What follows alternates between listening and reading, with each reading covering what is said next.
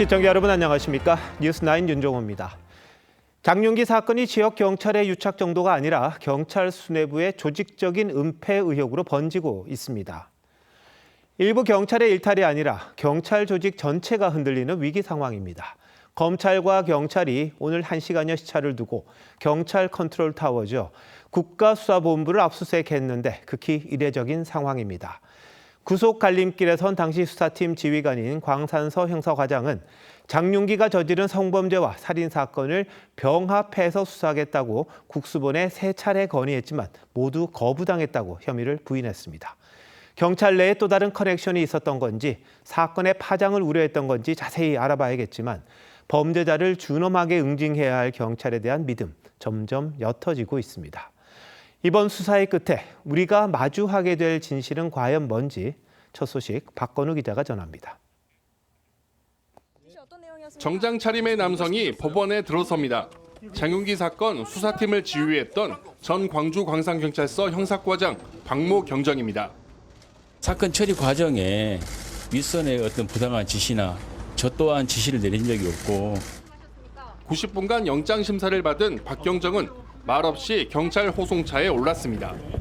박 경정은 변호인을 통해 지난 5월 여고생 살해 사건 다음 날인 6일과 8일, 10일 3차례에 걸쳐 광주경찰청을 통해 국가수사본부에 성범죄 사건과 살인 사건을 합쳐 수사해야 한다고 요청했다고 했습니다. 하지만 국수본이 이 건의를 받아들이지 않았다는 주장입니다.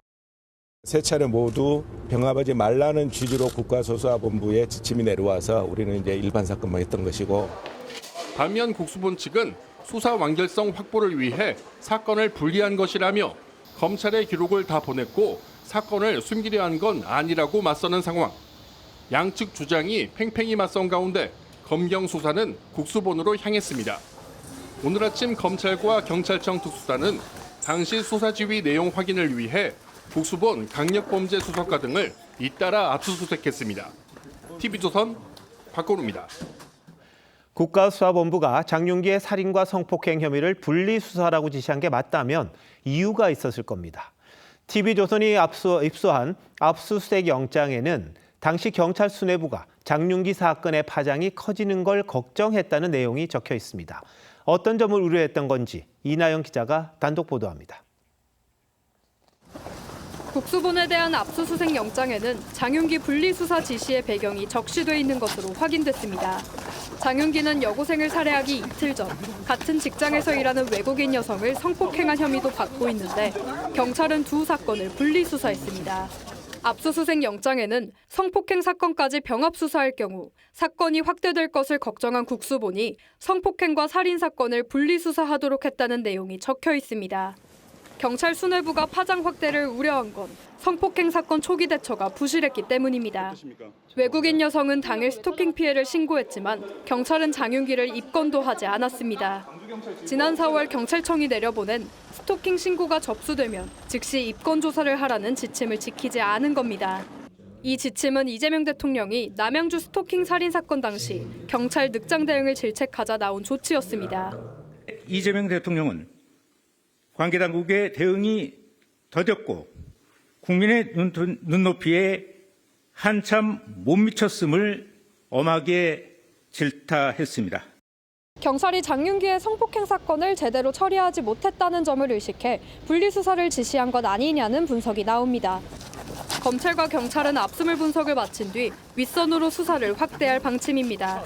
TV조선 이나영입니다. 이렇게 장윤기 사건 부실 수사 의혹이 광주를 넘어서 경찰청 국가수사본부로 번지고 있는데요. 지역 경찰들 간 유착 관계인 향찰이 부실 수사의 토대가 됐다면 상부에는 경찰 수뇌부에서 지방경찰 책임자까지 관통하는 경찰대 커넥션이 있었던 게 아니냐 이런 의혹이 제기됐습니다. 경찰 지휘 라인이 어떻게 구성돼 있었고 왜 이런 의혹이 제기되는지 안혜리 기자가 설명합니다. 장윤기 사건의 분리수사를 지시했다는 의혹을 받는 당시 경찰 지휘 라인은 공교롭게도 경찰대 라인으로 묶입니다. 경찰의 수사 컨트롤 타워인 국가수사본부는 당시 국수본부장과 형사사건 책임자인 형사국장, 강력계장 모두 경찰대 출신입니다. 또 광주경찰청장과 광산경찰서장도 국수본 형사국장과 경찰대 동기입니다. 반면에 현장 수사를 맡았던 광산경찰서 형사과장과 수사팀장은 경찰대 출신이 아닌 것으로 알려졌습니다. 경찰 내에선 지역 내 유착관계로 맺어진 향찰이 봐주기 수사를 하고 국수본에서 광산경찰서까지 이어지는 경찰대 라인은 사건의 파장을 축소하려 했다는 지적이 나옵니다. 경찰대 졸업과 동시에 경위로 임용되고 요직을 독차지하는 현상은 경찰 조직 내 반발을 불러왔습니다. 2022년 자료에 따르면 전체 경찰 13만여 명 가운데 경찰대 출신은 2.5%에 불과합니다. 하지만 경찰서장급인 총경은 60%, 경무관과 치안감은 70% 이상이 경찰대 출신입니다. 노무현 전 대통령이 2007년 경찰 내 특정 집단의 독주 체제를 지적한 이래 매 정부마다 경찰대 개혁론이 거론됐지만 바뀐 건 없습니다. TV조선 안혜리입니다. 이재명 대통령이 국무회의에서 부동산 불로소득을 국민통합 저해 원인으로 지목했습니다. 그런데 정작 이 대통령도 아파트값의 절반을 넘는 근저당을 설정하는 방식으로 집을 팔아 논란이 되고 있는 상황이죠. 그러다 보니 이 대통령의 지적에 대해 이런저런 말들이 나옵니다. 최민식 기자가 보도합니다. 이재명 대통령은 사회 양극화 문제 해소를 위해선 부동산 가격 안정이 먼저라고 했습니다. 특히 불법과 편법이 동원되는 부동산 불로소득이 국민 통합을 저해하고 있다고 지적했습니다. 불법과 편법이 동원되는 부동산 불로소득은 우리 사회의 공정, 상식을 파괴하고 국민 통합을 저해하는 가장 큰 주범이 됐습니다. 그러면서 부동산 안정을 위한 속도감 있는 공급, 현실적인 실수요 대책과 함께 조세제도 보완을 언급했습니다. 문제는 최근 이 대통령이 분당 아파트를 매각하는 과정에서 편법 논란이 불거졌다는 점입니다. 이 대통령은 지난 16일 소유권 이전을 완료했는데 매수자를 대상으로 17억 7천만 원의 근저당권을 설정했습니다. 당장 현금이 부족한 매수자가 이 대통령으로부터 돈을 빌려 집을 산 셈입니다. 현행법상 불법은 아니지만 집값 상승을 억누르기 위해 정부가 설정한 대출 규제를 우회한 거란 지적이 나옵니다. 이 대통령이 직접 주재하는 오는 23일 부동산 대토론회를 앞두고 국민 의견을 듣겠다며 만든 온라인 홈페이지에도 비판적인 글들이 올라왔습니다. 나도 이런 꼼수를 쓰고 싶다는 의견에서부터 정서적으로 도저히 받아들이기 어렵다며 이 대통령의 공식 사과를 요구하는 글도 있습니다. 청와대는 근저당 설정은 합의에 따라 투명하게 진행됐다면서 10월 말에 처리될 미지급 잔금에 대한 것이라고 밝혔습니다. TV조선 최민식입니다. 불법, 편법 부동산을 지적한 이재명 대통령의 발언에 대해 국민의힘은 본인이 근저당 논란의 중심에 서 있다며 자아 비판이라고 꼬집었습니다. 진보 성향 커뮤니티에도 비판적인 글들이 올라온다는데 어떤 내용인지 이태희 기자가 알아봤습니다. 국민의힘 안철수 의원이 SNS에 공개한 AI 이미지입니다. 불법, 편법 부동산을 지적하는 이재명 대통령 뒤로 비친 거울에 근저당을 설정해주고 아파트 매매를 하는 이 대통령의 모습이 보입니다. 스스로를 비판하는 셈이라고 풍자한 겁니다. 그리고 대통령이 절대 해서는 안 된다던 그 나쁜 꼼수들을 대통령이 어떻게 피해갔는지를 그대로 보여주고 있습니다. 근저당 매도가 편법이 아니라면 왜 다수의 국민들이 따라하지 못하고 있겠냐는 지적도 나왔습니다. 청와대 관저에 거주하는 대통령과 달리 일반 국민들은 이사갈 집을 마련하기 위한 현금이 바로 필요하기 때문에 근저당 매도가 현실적으로 어렵다는 겁니다. 임기를 마치면 새 사저를 마련해 돌아가면 그만이란 생각으로 대출 규제를 감내하라고 요구할 자격이 있습니까? 무소속 한동훈 의원은 레버리지 거래를 문제시했던 정부 방침에 따라 이 대통령을 세무조사해야 한다고 주장하기도 했습니다. 국민의힘은 집권 여당의 당명을 더불어 근저당으로 바꿔야 한다고 비꼬았고 민주당은 부동산 안정화란 순수한 의도를 정쟁으로 몰아가고 있다고 반박했습니다. 안 팔았을 때는 안 팔았다고 비난하더니 팔았더니 팔았다고 비난합니다. 그냥 당명을 비난의 힘으로 바꾸시길 추천합니다. 하지만 진보 성향 온라인 커뮤니티에도 일반 국민 주택담보대출은 막으면서 대통령이 내로남불을 하고 있다는 등의 비판 글이 올라왔습니다. TV조선 이태희입니다.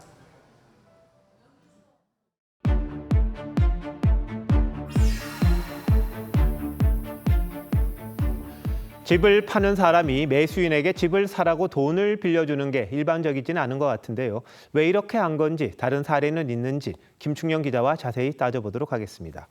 자, 김 기자, 이재명 대통령처럼 집을 팔면서 이 근저당을 설정을 했잖아요. 사실상 은행을 대신해서 돈을 빌려주는 셈인데 있는 일입니까? 예, 최근 강남 등 고가주택 시장에서 음성적으로 이루어지는 것으로 알려졌습니다.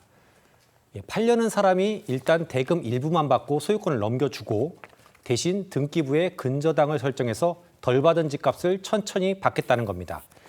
셀러 파이낸싱이라고 합니다. 대통령만 이런 거래를 한 건 아니네요. 그런데 왜 이런 셀러 파이낸싱이 생겨나는 겁니까? 예, 정부의 대출 규제와 밀접합니다. 정부가 대출을 조이면 집을 사는 것도 힘들지만 파는 것도 곤란해집니다. 예컨대 B씨가 서울 강북의 집을 15억 원에 내놓고 강남 집을 20억에 사려고 합니다.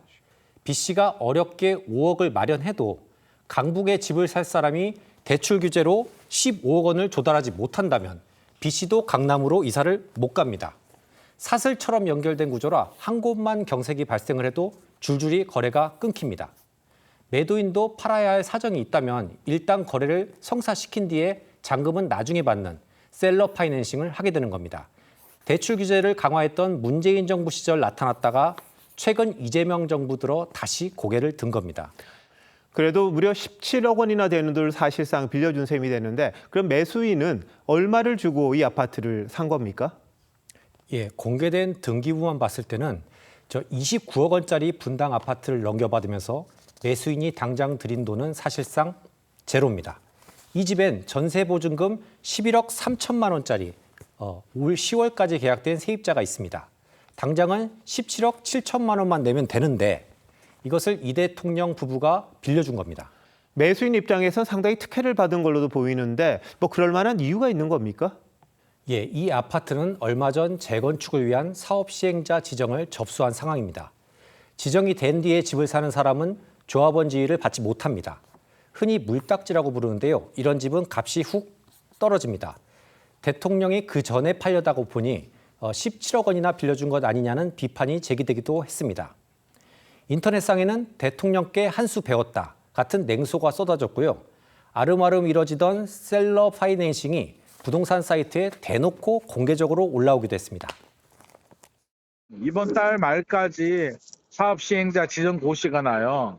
그 아파트가. 그러면 사업 시행자 지정 고시가 나면 조합원 지위양도 금지가 걸리기 때문에 실제로 이제 매매 입주권을 못 받게 되죠. 현금 청산 대상이 되기 때문에. 근데 야권에선 뭐 대통령이 고리대금업을 했다 이런 말까지 나오는데 뭐 그렇게까지 봐야 되는 겁니까? 예, 얼마의 금리로 빌려줬냐가 관건일 텐데요. 공개된 자료로는 알 수 없습니다. 일반적인 시중은행 금리인 5, 6%선 정도로 계산을 한다면 월에 750만 원에서 1,000만 원 미만 정도의 이자 수익이 발생할 수 있기는 합니다. 그런데 중요한 것은 이런 사적 대출이 제도권 금융의 사각지대에서 하나의 거래 관행으로 자리 잡게 되고 어떻게든 집을 사려는 매수인의 심리를 악용해서 고금리가 횡행한다면 그 피해는 어떻게 감당해야 할지 걱정입니다. 뭐 각종 정부 규제로 집을 사고 파는 게 어렵다 보니까 대통령도 상당히 이례적인 방식으로 집을 팔았다 이런 말들이 나오니까 여러 가지 논란이 제기가 되는군요. 김 기자 잘 들었습니다.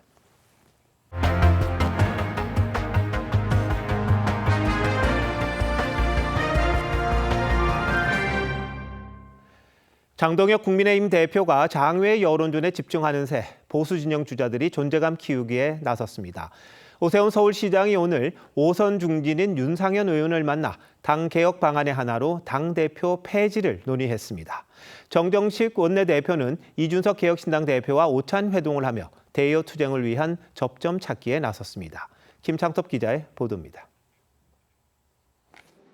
오세훈 서울시장이 윤상현 의원과 조찬 회동을 마친 뒤 배웅합니다. 윤 의원은 회동 직후 당 혁신 방안으로 당대표 폐지와 6.3 지방선거 백서 발간 필요성을 제기했고 오 시장도 공감을 표했다고 말했습니다. 당대표제 폐지 문제, 원내 정당화 문제, 그 속에서 국민 공천을 제도화시키는 것. 이런 문제에 대해서 제가 이제 생각하는 바를 앞으로 말씀드리겠다. 오 시장은 지난달에도 당대표 폐지론을 공개 언급한 바 있는데 장외 여론전에 집중하고 있는 장동혁 대표 체제를 겨냥한 메시지로 풀이됩니다. 정의한 전 부산시장 후보 피습 자작극 논란으로 국민의힘과 공방을 벌여온 개혁신당 이준석 대표는 국민의힘 정점식 원내대표와 오찬을 함께했습니다. 두 사람은 조작기소 특검법과 검찰 보안수사권 등 주요 정책 이슈에 대한 공조 방안을 논의했습니다. 야권의 요즘 공통 과제는 보안수사권 문제라든지 이런 거에 대해서 협의할 게 있는지 지금 같이 하자 이런 거 있고. 무소속 한동훈 의원은 보안수사권 폐지를 놓고 민주당과 공방을 이어가고 있습니다. 민주당 이건태 의원과의 공개 토론이 무산되자 진중권 교수와의 공개 대담을 통해 보안수사권 폐지의 문제점을 거듭 강조했습니다. 조작 사건, 태만으로 인한 무능으로 인한 잘못된 사건이 많아집니다. 보수 진영 내 주도권 경쟁이 본격화하고 있습니다. TV조선 김창섭입니다. 당권 경쟁이 한창인 민주당 주자들의 신경전은 점점 거칠어지고 있습니다. 서로를 향해 반명, 분열주의라고 비난하는가 하면 신천지 개입 의혹을 놓고도 공방을 주고받고 있습니다. 정청래 전 대표 차량이 훼손당했다는 주장까지 나왔는데 민주당 소식은 황정민 기자가 보도합니다. 어제 민주당 중앙당사에서 열린 당권 주자들 합동연설회. 행사가 끝나고 정청래 전 대표가 탑승한 검은색 차량이 빠져나가자 지지자들의 구호가 엇갈립니다. 정 전 대표 측은 이 과정에서 발과 도구 등으로 차량이 가격당했다고 주장했습니다. 괴롭고 서글퍼요. 아무리 내가 밉더라도 죽일 만큼 미운가? 이런 생각도 좀 들고. 자신을 향한 암살단 모집 의혹도 제기했는데 때리면 맞겠다는 이른바 피해자 전략의 일환이란 해석도 나옵니다. 당권 주자 간 설전도 치열해지고 있습니다. 김민석 전 총리는 이 대통령이 필연적 실패의 길로 가고 있다고 한 유시민 작가 발언에 노코멘트라고 했던 정 전 대표를 겨냥했습니다. 정권 필패 발언, 이런 것들이 반명이고 부절주의 아니면 뭡니까? 이런 것들을 비판하지 않고 어떻게 당이 바로 서겠습니까? 그러자 정 전 대표는 반명 분열주의를 입에 올리는 자가 실제 반명 분열주의자란 글을 SNS에 올렸습니다. 김 전 총리는 또 민주당 전당대회에 신천지가 개입했다는 근거가 있다고도 했는데 여권 일각에서 거론되는 정 전 대표의 신천지 연루설을 겨냥한 걸로 해석됐습니다. 송영길 의원도 이만희 교주와 직접 대화를 나눈 홍준표 전 시장에게 충격적인 얘기를 들었다며 가세했습니다. 정 전 대표는 황당하다며 연루 의혹을 제기한 유튜버들을 법적 조치했다고 밝혔습니다. TV조선 황정민입니다.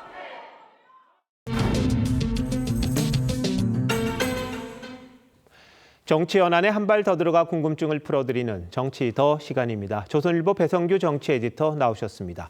오늘 다룰 주제는 뭡니까? 네, 명청 신천지 공방전입니다.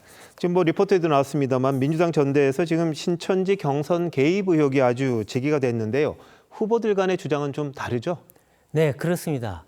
김민석 전 총리는 신천지가 특정 후보를 당선시키려고 경선에 개입하고 있다.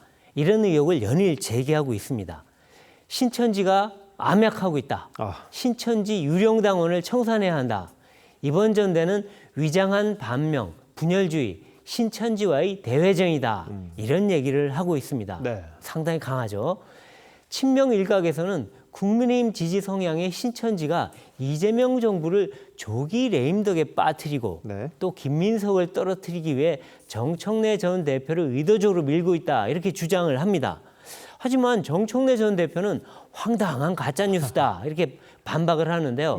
나와 전혀 관련 없는 일이고 또 가짜뉴스로 허위 이미지를 씌우려 한다면 무관용 원칙으로 법적 조치하겠다. 이렇게 엄포를 놓았습니다. 그런데 이 신천지 논란이 이번이 처음은 아닌 것 같습니다. 네, 처음이 아니죠. 2021년 대선 경선까지 거슬러 올라갑니다. 당시 이낙연 후보가 막판 서울 경선에서 크게 이겼지 않습니까? 친명 진영에서는 신천지 교도 10만 명이 조직적으로 개입했다. 이런 주장을 해서 법적 공방까지 갔습니다. 이 통일교 로비 의혹 때도 신천지 논란이 일었는데요. 신천지 교주가 신도 5만여 명을 국민의힘에 입당시켜서 대선과 총선 경선에 가입하려 했다. 이런 혐의로 구속됐습니다. 또 민주당 김경시 의원이 종교단체 신도들을 민주당원에 가입시키려 했다. 이런 의혹도 제기가 됐습니다. 이재명 대통령은 작년 말에 종교가 정치에 개입하는 것은 종교 분리, 헌법 원칙 위반이라면서 네. 종교단체 해산 검토도 지시한 적이 있습니다. 예, 그런데 이번 신천지 개입설 근거는 있는 겁니까? 네, 김 전 총리는 구체적 근거는 제시하지 않았는데 기회가 되면 적절한 시기에 말하겠다고 했습니다. 네. 친명 진영에서는 이런 얘기들이 나오는데요. 정 전 대표가 참석했던 호남 지역 행사의 주최 측 인사가 신천지 신도였다 이렇게 주장을 합니다. 네. 또 일부 친명 인사는요.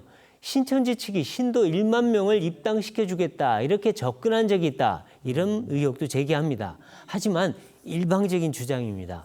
신천지 개입의 증거가 되기는 힘듭니다. 송영길 전 대표는 뭐 이상한 사람들이 당에 들어와 있다 이런 얘기도 했는데요. 이 또한 검증된 게 전혀 없습니다. 네. 일부 뭐 동영상도 지금 돌고 있는 게 있는 네. 것 같더라고요. 근데 확인이 안 되는 부분이니까요. 그런데 이 신천지 논란이 커지는 이유는 뭐라고 봐야 합니까? 네, 종교단체의 정치관여에 대해서 이 민주당의 뿌리 깊은 의심과 거부감 때문입니다. 이 대통령도 계속 정교 분리를 강조해 왔고요. 통일교와 신천지가 국민의힘뿐 아니라 민주당에도 침투했을 가능성이 크다는 얘기입니다. 친명의 의심증이 특히 큰 건 또 다른 이유가 있습니다. 좀처럼 흔들리지 않는 정청래 전 대표 지지율 때문입니다. 예. 뭐 최근 여론조사에서 김민석 전 총리와 차이가 크지 않다고 합니다. 그리고 당원에 대한 쟁탈전은 더 치열합니다. 네. 친명 진영은요, 신천지의 무조건 안티 친명 또 전략적 친청 지지 이런 성향 때문 아니냐 이런 의심을 하고 있는데요. 그만큼 뭐 이 신천지가 당에 들어와서 움직이고 있다 이런 얘기겠죠. 네. 반대로 친청은 정청래 흠집 내기를 위해서 친명이 신천지 음모론을 퍼뜨리고 있다 이렇게 주장을 합니다. 그러니까 의도적으로 정청래 이퀄 신천지다 이런 낙인 찍기를 하고 있던 그런 전략이라는 겁니다. 근데 이 경선에 영향을 얼마나 미칠 걸로 보십니까? 네, 사실 뭐 사실 여부를 모르니까 알겠는데 그렇죠. 뭐 친명 측 주장대로 신천지가 조직적으로 당원 가입한 게 사실이다. 그렇다면은 후보 당락에 상당한 영향을 미칠 겁니다. 네. 근데 하지만 몇몇 신도가 자발적으로 입당하는 그런 수준이라면 아주 미미할 거고요. 네. 근데 더 중요한 거는요. 이 신천지 의혹의 신뢰성 여부입니다. 신천지가 정청래와 유착했다. 이런 근거가 제시된다면 이거는 정 전 대표한테 상당히 큰 타격이 될 겁니다. 네. 하지만 근거를 제시하지 못하고 정말 뜬구름 잡는 그런 얘기라고 한다면 오히려 역풍이 불 수 있습니다. 예. 그러니까 지금 김정 후보에 대한 지지율 차이가 크지 않다고 얘기가 나오지 네. 않습니까? 그러니까 신천지 논란이 초반 판세에 큰 변수가 될 수도 있는 겁니다. 알겠습니다. 이 전당대회에 종교가 개입되다 보니까 네. 그런 의혹이 자꾸 제기되니까 참 황당하기도 하고 그러네요. 맞습니다. 네. 멘트 잘 들었습니다.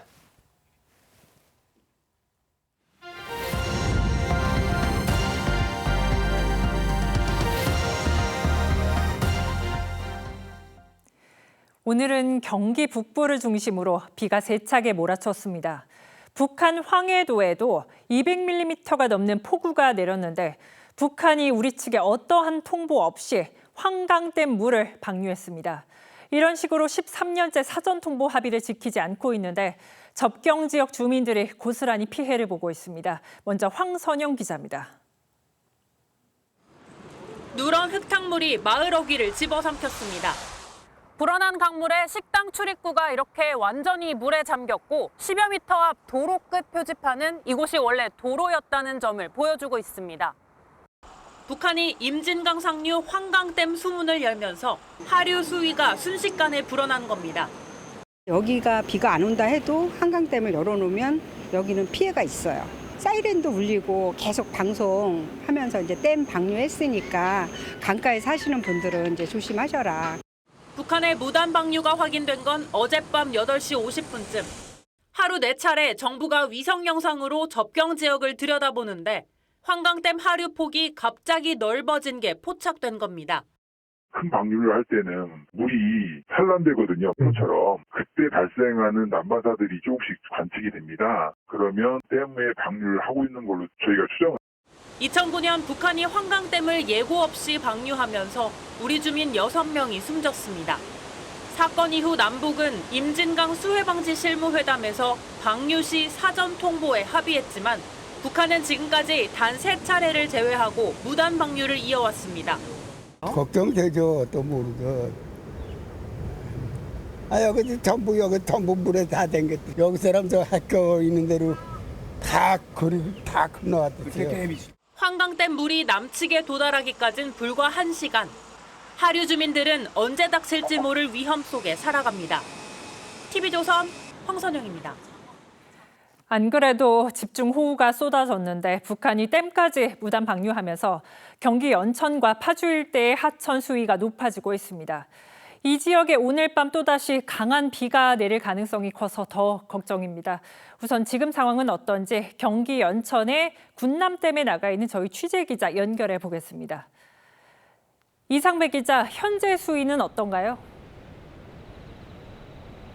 네, 군남댐은 새벽부터 군남댐의 수위는 가파르게 올라 현재 밤 9시 해발 기준 34.7m를 기록하고 있습니다.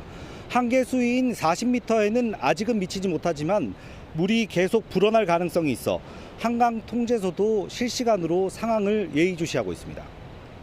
한강 홍수통제소는 오늘 오후 3시 30분부터 임진강 임진교 일대에 홍수 경보를 발령했습니다. 임진강 최북단 필승교 수위도 9.7m를 기록하고 있습니다. 현재 군남댐에는 초당 7,087톤에 달하는 물이 쏟아져 들어오고 있습니다. 이에 따라 군남댐은 수위 조절을 위해 13개 수문을 모두 개방하고 초당 7,284톤의 물을 방류하고 있습니다. 경기 북부 지역에 쏟아진 집중호우에 더해 북한이 환강댐 물을 무단 방류한 것이 하천 수위 상승의 주요 원인으로 분석됩니다. 문제는 오늘 밤 경기 북부 접경 지역에 또다시 강한 비가 내릴 가능성이 있다는 점입니다. 기상청은 모레까지 경기 북부 지역에 최대 100mm 이상의 비가 더 내릴 것으로 전망했습니다. 정부는 연천군과 파주시 등 임진강 유역 주민들에게 재난 문자를 발송하고 하천변과 저지대 접근을 자제하며 안전한 곳으로 신속히 대피해 줄 것을 당부하고 있습니다. 지금까지 군남댐에서 TV조선 이상배입니다. 외교부 산하 국립외교원이 해킹을 당해서 외교관은 물론이고 무려 1만 명의 신상 정보가 유출됐습니다. 정부는 1년 가까이 해킹 사실을 모르다가 올해 2월에 파악했습니다. 더군다나 해킹을 당한 사실도 지금에서야 공개한 것도 이해할 수 없는 대목입니다. 이채연 기자입니다. 신원미상의 해커가 공격 대상으로 삼은 건 국립외교원의 온라인 교육 시스템입니다. 외교관은 물론 해외에 파견되는 다른 부처 주재관과 정보기관, 군 관계자 등도 교육을 받는 곳입니다. 해커는 지난해 4월 해킹에 성공한 뒤 올해 2월까지 10달 동안 시스템에 가입된 만여 명의 이름과 아이디, 이메일 주소, 암호화된 비밀번호 등을 빼갔습니다. 공격 주체는 아직 조사 중인데 북한의 소행일 가능성도 배제할 수 없습니다. 정부는 여타 국가 등 배후의 해킹 조직을 포괄하여 모든 가능성을 배제하지 않고 있다는 점을 말씀을 드리겠습니다. 외교부 관계자는 이번 공격이 소프트웨어 제조사도 몰랐던 보안 취약점을 악용했기 때문에 탐지가 어려웠다고 해명했습니다. 하지만 외교부는 해킹 피해 사실을 파악하고도 5개월 뒤인 어제야 홈페이지에 공개했습니다. 의무사항인 개인정보보호위원회 신고도 지난 19일에야 이뤄졌습니다.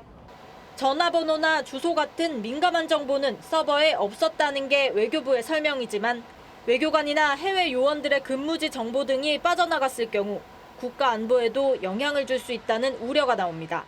외교부는 구체적으로 어떤 정보들이 유출됐는지는 여전히 조사 중이란 입장입니다. 뒷북 공개에 늑장 대응이란 비판은 피할 수 없어 보입니다. TV조선 이채연입니다. 송파 개표소였던 올림픽공원 경기장에서 홀로 체육단체 진입을 막았던 30대 여성, 일명 올다르크가 구속심사를 받았습니다.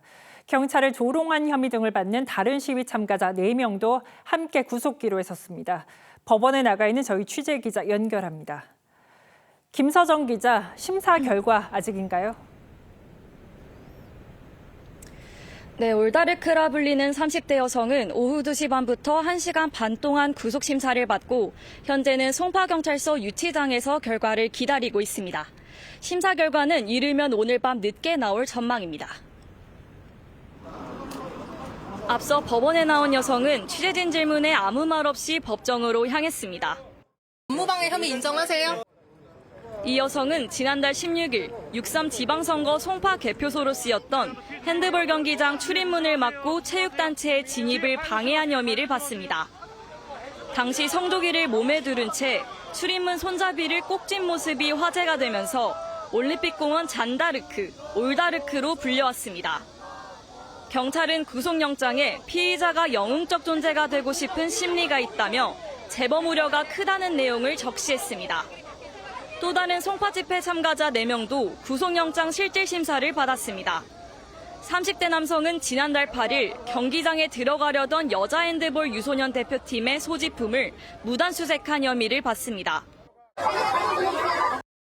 20대 남성 3명은 지난달 6일 경찰관을 중국 경찰이라고 조롱하는 등 공무집행을 방해한 혐의를 받습니다. 지금까지 동부지법에서 TV조선 김서정입니다. 부산의 한 숙박업소에서 외국인 2명이 밖으로 추락해서 1명이 숨지고 다른 1명도 다쳤습니다.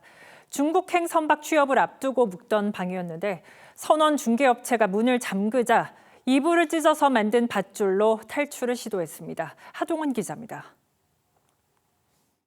구급차가 모텔 뒤편 공장 안으로 들어섭니다. 잠시 뒤 다리에 보호대를 찬 남성이 들것에 실려 병원으로 옮겨집니다.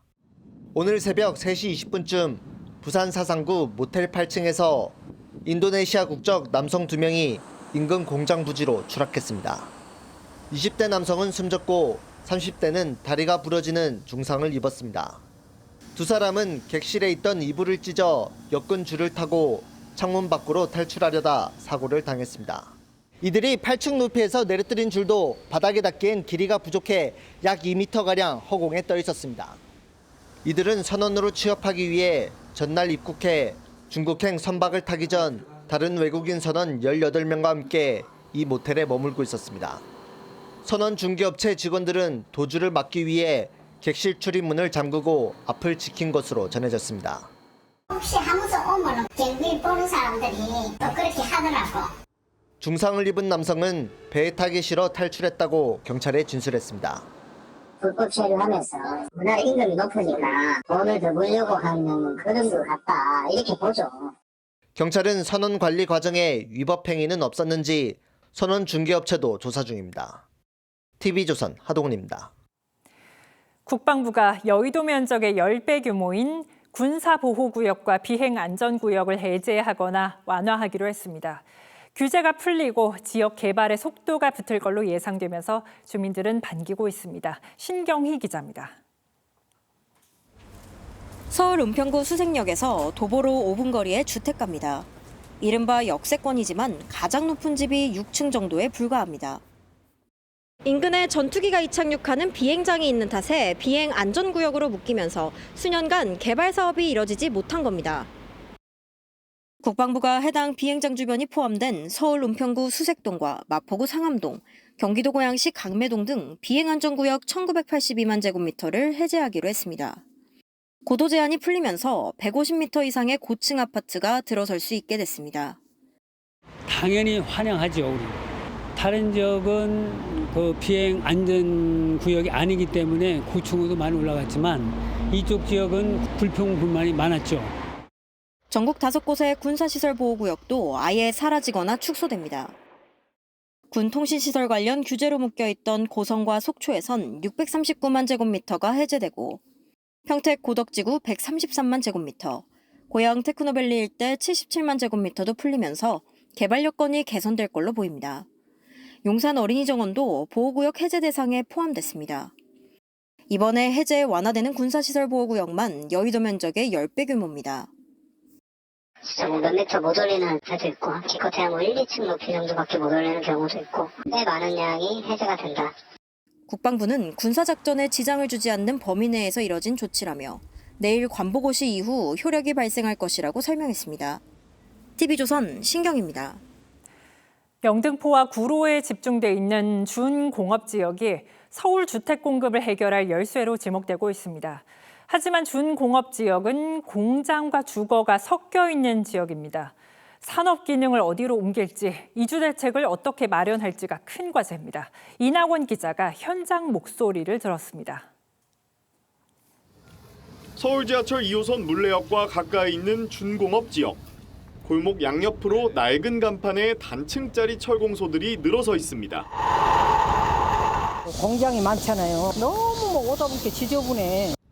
작은 공장과 주택, 상가 등이 섞여 있는 이런 준공업 지역은 서울 시내에만 20제곱킬로미터, 여의도 면적의 약 6.8배에 달합니다. 서울시가 지난해 공동주택 용적률을 250%에서 400%로 완화하면서 그동안 제한됐던 개발에 숨통이 트였습니다. 훨씬 활기는 돌 것이고 외부에서 들어오시는 분들도 저가에 들어올 수 있고. 중공업 지역 아니면 이제 더 이상 할 곳이 없다고 보세요? 그렇죠. 근데 외부로밖에 못 나가잖아요. 정부는 한술 더 떠 이 지역의 작은 공장들을 이전시켜 공공주도 공급을 하겠다는 계획입니다. 하지만 철공소 주인들의 생각은 다릅니다. 재개발한다는 이야기도 한 20년 넘었어. 네. 근데 이 많은 공장들이 어디로 가느냐. 우리나라 정책은 사실 좀 믿기가 어려워요. 그때가 어디 있어? 시안이면은 남동공단인데. 전문가들은 이주 대책이 문제라고 말합니다. 기존 소유자에 대한 보상이나 이주 문제를 좀 더 신속하게 매듭짓는지 여부가 개발 성공의 관건이 될 것으로 생각이 됩니다. 서울시는 정부가 재개발 재건축 이주비까지 규제한 마당에 준공업 지역 이주 문제를 어떻게 해결할 수 있을지 의문이란 입장입니다. TV조선 이낙원입니다. 중동 상황 보겠습니다. 호르무즈 해협을 둘러싼 긴장이 결국 홍해로도 확대됐습니다. 이란의 지원을 받는 예멘의 후티 반군이 홍해 입구를 막겠다고 선언했기 때문입니다. 국제 유가와 에너지 공급망이 다시 위협받고 있습니다. 먼저 임유진 기자입니다. 예멘 수도 사나공항 활주로에 잇따라 미사일이 떨어지며 폭발합니다. 후티 반군은 사우디아라비아가 수십 년 동안 자국의 주요 공항과 항만 등을 봉쇄한 것에 대응해 홍해를 막겠다고 선언했습니다. 그러면서 글로벌 해운사들에 사우디 항구를 이용하지 말라는 경고 서신을 보냈습니다. حظر الملاحة البحرية على العدو السعودي المجرم وفق معادلة الحصار بالحصار وسيدخل حيز التنفيذ من لحظة إعلان هذا البيان. 그러자 사우디를 주축으로 하는 아랍연합군은 상선 보호 조치에 나서겠다며 무력 대응도 불사하겠다고 밝혔습니다. في تخفيف المعاناة فإننا نعلن العمل على استئناف تصدير النفط بكل الوسائل وتوجيه عائداته لخدمة الشعب اليمني في كل مكان. 친이란 시아파 무장 세력인 후티 반군은 사우디의 지원을 받는 예멘 정부와 10여 년 동안 내전을 벌여왔습니다. 그러다 2022년 유엔의 중재 이후 4년 넘게 암묵적 휴전을 유지해왔습니다. 하지만 이번 조치로 다시 전운이 감돌자 국제사회는 우려를 표했습니다. 2722 and subsequent resolutions related to Houthi attacks against merchant and commercial vessels must be fully respected. 전 세계 에너지의 20%가 오가는 호르무즈에 이어 홍해까지 막힐 경우 세계 원유 공급량의 7%가 추가로 차질을 빚게 됩니다. 골드만삭스는 오는 4분기 브렌트유 선물 가격이 $110를 넘어설 걸로 전망했습니다. TV조선 임유진입니다. 홍해가 마비된다면 사우디아라비아한테서 원유의 30%를 수입하고 있는 우리나라는 큰 타격을 받게 됩니다. 아프리카 희망봉으로 우회하는 방법이 있긴 한데 시간과 비용이 급등할 수밖에 없습니다. 우현주 기자입니다. 선박 갑판에 진입한 무장 세력이 선원들을 향해 총구를 겨눕니다. 2023년 가자지구 전쟁 당시 후티는 홍해를 지나던 선박 100여 척을 무차별 공격했습니다. 후티가 볼모 삼는 홍해의 남쪽 관문 바브엘만데브 해협은 호르무즈 해협보다도 폭이 좁아 공격 표적이 되기 쉽습니다. 이러한 취약성에도 불구하고 사우디아라비아는 이란 전쟁으로 호르무즈가 막히자 원유 상당 부분을 육상 송유관을 통해 홍해 연안의 얀부항으로 보내 수출하고 있습니다. Because it is no longer simply a normal Europe-Asia transit corridor, which it's also one of the main alternative of the Strait of Hormuz. 홍해를 통해 우리나라로 향한 유조선도 15척에 이릅니다.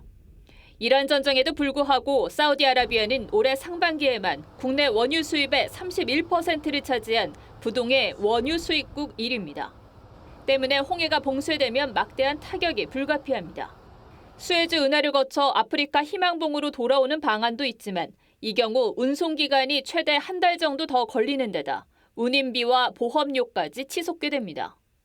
뉴욕타임즈도 홍해가 막히면 한국과 일본 등 아시아 국가들이 가장 큰 타격을 받을 것이라고 분석했습니다.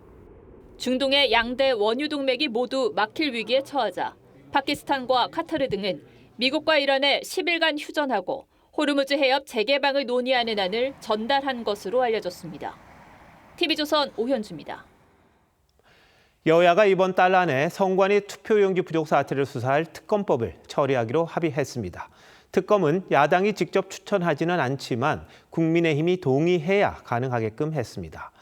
6주째 멈춰섰던 원구성 협상도 재개됐습니다. 변정현 기자입니다. 민주당 한병도 원내대표와 국민의힘 정점식 원내대표가 선관위 특검 합의문을 들고 악수합니다. 양당은 선관위 투표용지 부족 사태에 따른 특검법을 7월 임시국회 내에 처리하기로 뜻을 모았습니다. 수사 범위 및 규모, 수사 기간 등은 추후 논의하되 여야가 합의하여 처리한다. 특검 추천 방식을 둘러싼 이견이 최대 쟁점이었는데 절충안으로 국민추천위원회를 구성하기로 했습니다. 여야가 각 3인씩 추천해 총 6인의 위원회를 구성한 뒤 위원회가 2인을 여야 합의로 대통령에게 추천하고 대통령이 1명을 임명하는 방식입니다. 그동안 민주당은 제3자 추천, 국민의힘은 야당 추천을 주장하며 맞서왔습니다. 객관성과 공정성을 담보할 수 있는 특별검사가 임명되어야 한다고 계속 주장해 왔습니다. 오늘 합의에서 그 부분을 충분히 달성했다고 생각합니다. 특검법 합의로 멈춰있던 원구성 협상도 물꼬를 텄습니다. 국민의힘은 민주당이 먼저 맡고 남은 교육위와 외통위 등 7개 상임위원장직을 맡기로 했습니다. 내일 접수를 거쳐서 내일 모레 의원총회에서의 추인을 거치고 내일 모레 본회의에서 상임위원장 선출을 마감을 해서 앞서 민주당은 국회 본회의에서 국민의힘이 진행 중인 필리버스터를 강제 종료한 뒤 수사기한 연장이 담긴 2차 종합특검법 개정안을 처리했습니다. 정부는 1시간 만에 임시국무회의를 열고 법안을 의결했습니다. TV조선 변정현입니다. 이재명 대통령이 삼성전자 노조를 겨냥해 영업이익을 나누는 건 쟁의 대상이 안 된다고 했습니다. 삼성전자 노조가 호남 반도체 공장 건설과 관련해 교섭을 요구한 것도 지적했는데 야당에선 기업의 경영활동까지 쟁의 대상으로 만든 노란봉투법을 통과시킨 게 바로 이 대통령이라고 지적했습니다. 최지원 기자가 보도합니다. 국무회의를 주재하던 이재명 대통령이 광주 군공항에 반도체 공장을 짓겠다는 기업 결정에 삼성전자 노조가 노사정 협의를 요구한 걸 언급하며 이런 식이면 끝도 없다고 했습니다. 혹시 그때 전보될 수도 있으니까 이게 노동쟁의 대상이다 이런 주장인 것 같아요.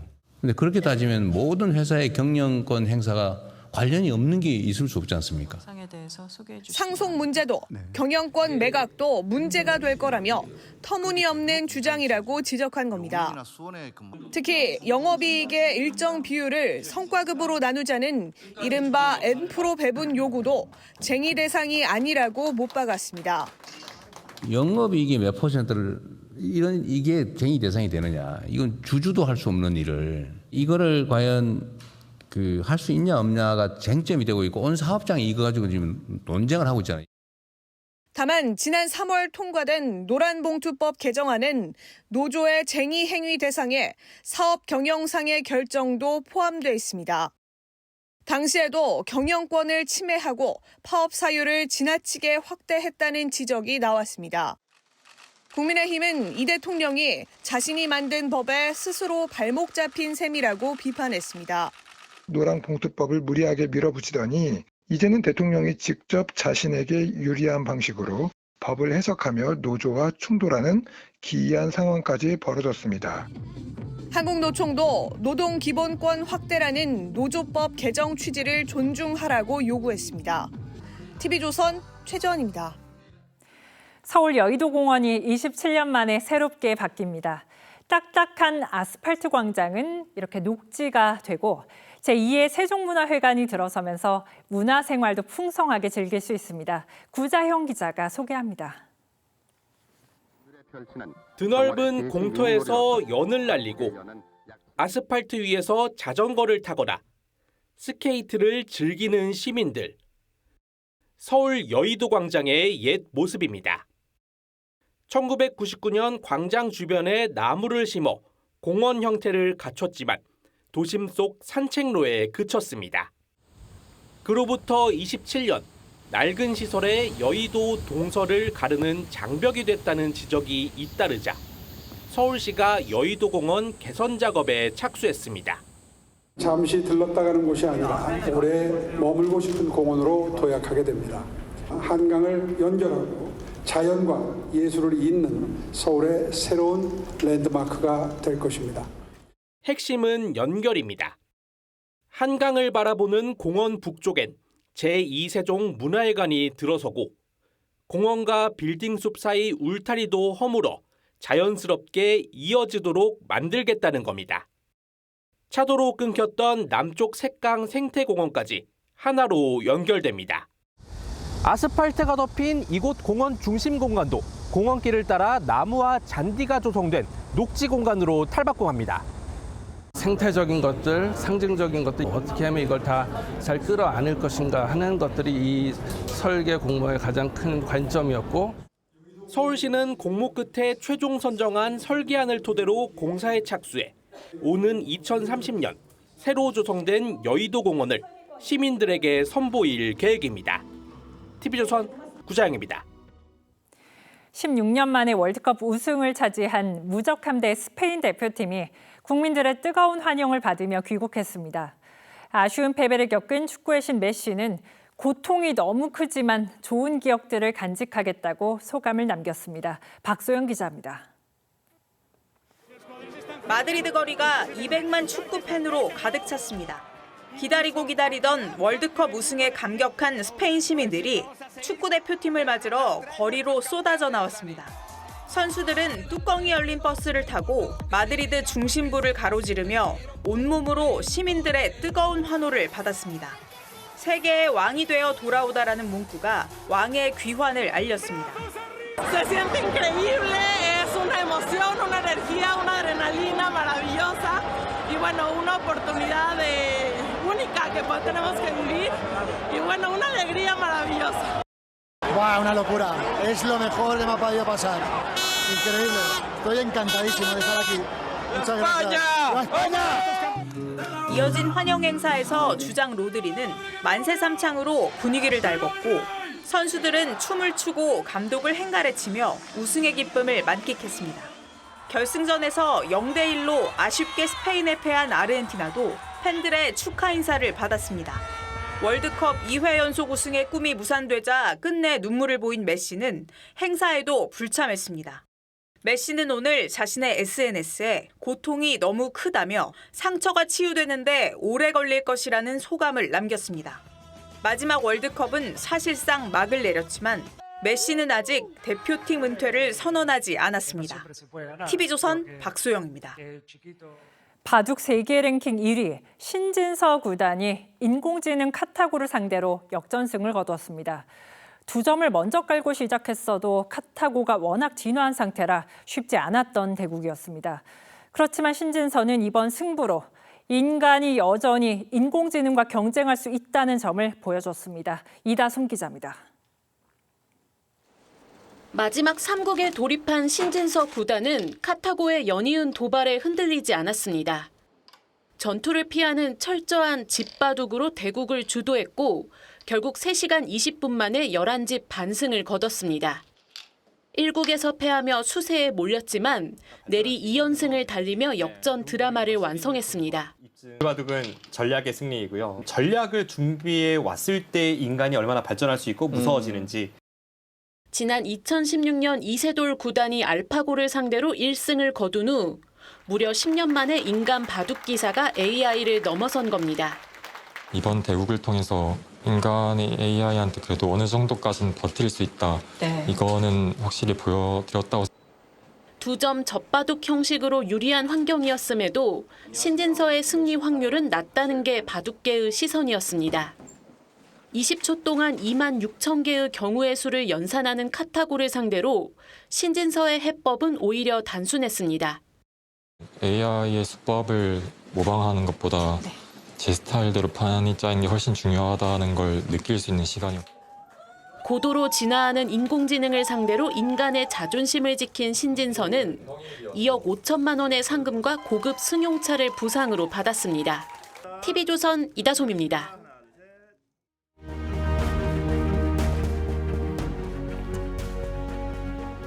미국 대통령들은 전통적으로 재산을 블라인드 신탁에 맡깁니다. 주식은 대체로 매각합니다. 대통령의 말 한마디, 정책 하나가 기업의 주가와 부동산 가격을 움직이기 때문입니다. 재임 중 사적 이익을 얻는 일은 오랜 금기였습니다. Let's also ensure that members of Congress cannot corruptly profit from using insider information. 의원들의 부당한 이익을 막아야 한다고 했지만 트럼프 대통령 자신을 둘러싼 논란이 더 큽니다. 재산을 신탁했지만 형식적이죠. 자녀들이 관리하기 때문입니다. 2021년 퇴임 당시 트럼프 대통령의 재산은 약 24억 달러였는데 지금은 64억 달러로 늘어났다고 추정이 됩니다. 권력을 가진 사람에게는 불법이냐 아니냐만큼 중요한 기준이 있습니다. 국민의 잣대에 맞냐는 겁니다. 망국적인 부동산 공화국에서 벗어나 국민 주거 안정과 생산적인 경제 발전으로 나아가기 위해서 이재명 대통령의 성남 분당 아파트 매각 방식이 논란이 되고 있습니다. 29억 원의 집을 팔면서 근저당권을 18억 원 가까이 설정했습니다. 잔금 상당 부분을 나중에 받기로 한 겁니다. 이런 방식은 문재인 정부 때 금융권 대출이 막히자 강남에서 통용됐다고 합니다. 매매를 서두른 이유를 놓고는 재건축 때의 조합원의 지위, 이른바 딱지를 받을 수 있게 하려고 그런 게 아니냐, 이런 주장이 제기됐습니다. 물론 매수인 측은 세입자 전세 계약 때문에 잔금 일부를 나중에 지급하기로 한 정상적인 거래라고 합니다. 근저당권 설정 자체도 불법은 아닙니다. 다만 평범한 국민이 대통령처럼 거래할 수 있냐는 겁니다. 대출이 막힌 상황에서 돈을 더 만들거나 집값을 낮춰 사는 것 외에 방법이 없는 게 현실이기 때문입니다. 법적인 문제를 떠나 공정과 상식의 문턱까지 넘었는지는 짚어볼 일입니다. 집을 사기도 팔기도 어려운 상황에서 정부가 할 일은 과연 뭘까요? 규제 일변도로 집값 상승 막지 못했습니다. 지금이라도 수요와 공급을 제대로 맞추려는 노력, 집 짓기가 선행돼야 합니다. 예전에도 다 해봤던 실패한 정책을 고집할 이유가 있을까요? 7월 21일 윤종호의 앵커 칼럼, 금딱지 물딱지였습니다.